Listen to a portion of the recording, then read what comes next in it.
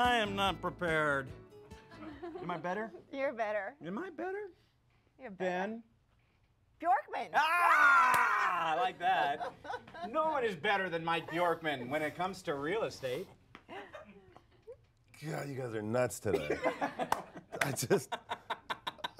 a few weeks off and I come back to chaos. Well, Mike Bjorkman is joining us. He is with HomeSmart Real Estate, and it's time to get back to the swing of things with real estate and talking about it. There have been some changes. We talked about that. You talk. All right. The last week or so, the big news is Zillow, of course, has acquired Trulia. That's the #1 and #2 most traveled real estate websites in the world.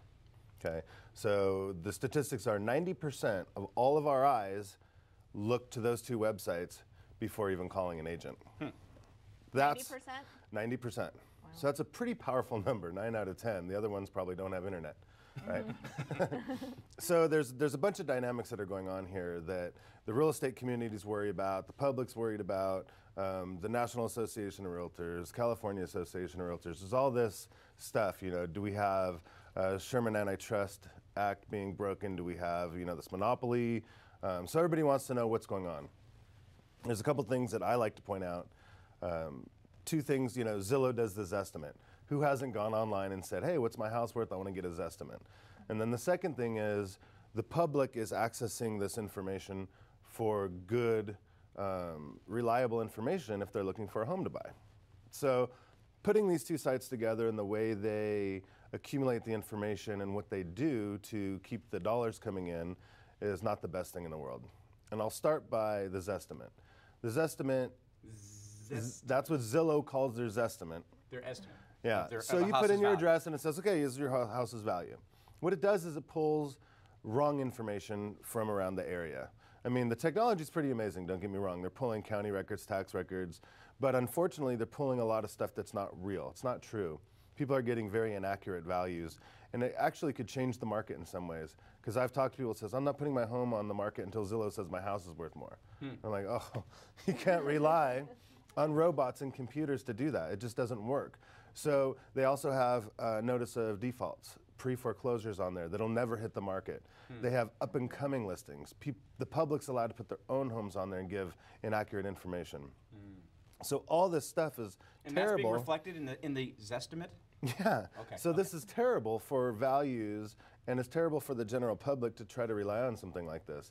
And then if you look at the bottom, it'll say, depending on the website, these ranges could be off 5 to 10%, call it professional. That's huge, though, when you're talking about $500,000, $1 million home here in Santa Clarita. It's a big range, but nobody looks at the very bottom in small print, and they're going by these things. So it's very dangerous. So what I've invented is the Bjork Effect, right? For over 20 years, it's been my job to give people their home values. The Bjork Effect. The Bjork Effect. Yeah. No more Zestimate, Bjork Effect. I haven't heard this before now.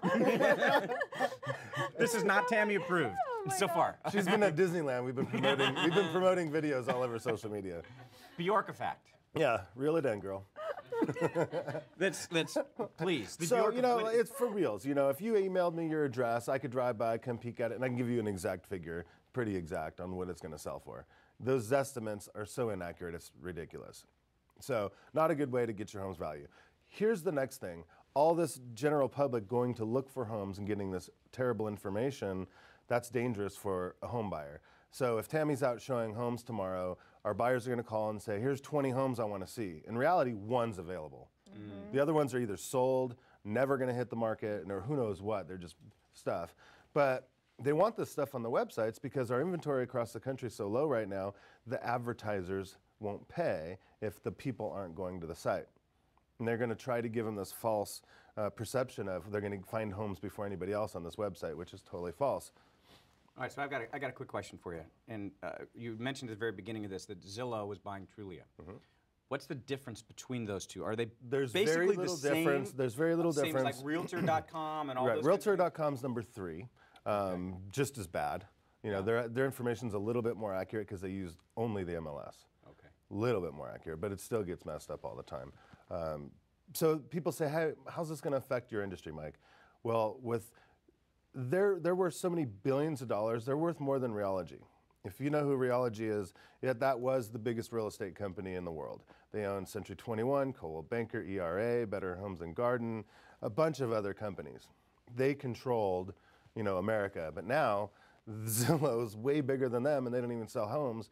So as we speculate what's going to happen with the market is they could control us as realtors. Realtors, we've given them our contact, our information, our database, our inventory, and they've completely misconstrued it.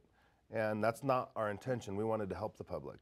So now we've signed agreements with them, and with this kind of power, they could control us. They could put our MLSs in jeopardy since they have the eyeballs. They could start their own real estate companies. You know how the travel agents were put out of business because of the internet? Right.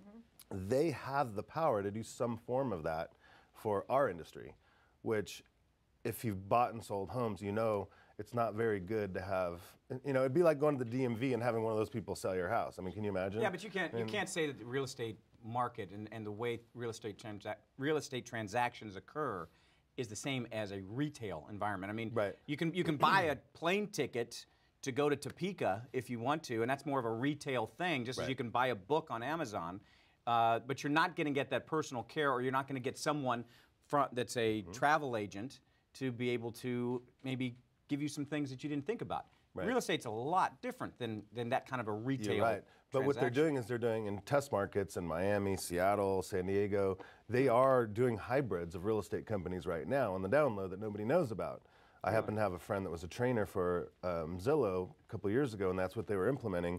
But the problem is our industry's evolving.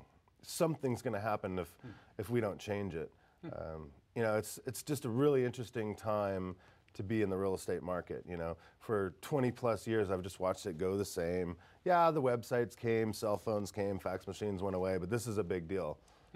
Our own inventory we've given away to these companies. Mike, one last question. We've spoken about if someone wants to sell their home, they can call you and get the Bjork Effect. Yes. Now, what about buyers? Where's the best place for a buyer, right? Dave wants to look for a home and he wants to look online. Here in Santa Clarita, what's the best way for him to search for that home? The best way is on the real estate agents' websites. We have what's called IDX, which is our MLS basically pulled out without the delicate information for the seller's information. And so if you went to SantaClaritaRealEstate.com and search for homes, that's very accurate. That's the MLS. It's not up to the second, but it's pretty good to get a really good idea. Naturally, calling a real estate agent is the best, then that.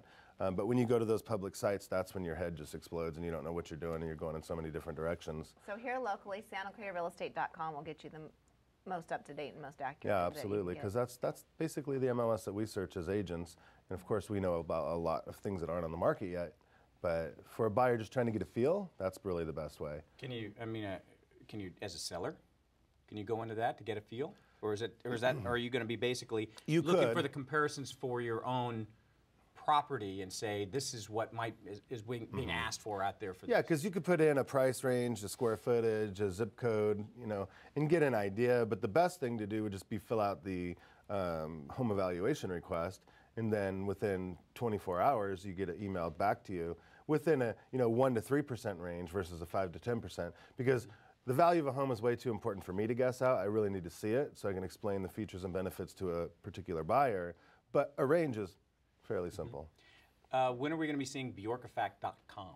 I don't know if we've bought it yet. But you've been in Disneyland. We've been promoting that all over social media video I did. I missed it. Yeah, everybody's been cracking up. Because I was pissed when I did this video. You were upset. I'm all, no more Zestimate. Well, you better check with Leon Warden, because I have a feeling he just went out and purchased that domain name, Bjork-a-Fact.com. Oh, Leon. Thanks, Mike. Always appreciate it. All right, guys. Thanks, Good to be back. There's wine on the agenda, and that's why we had Mike Bjorkman going first, because we did not want to mess that up. He'd come on. He'd say things beyond Bjork-a-Fact, I think, if he had some wine before he came on. Ray Tippett is going to be on to talk about Vine to Wine when we return.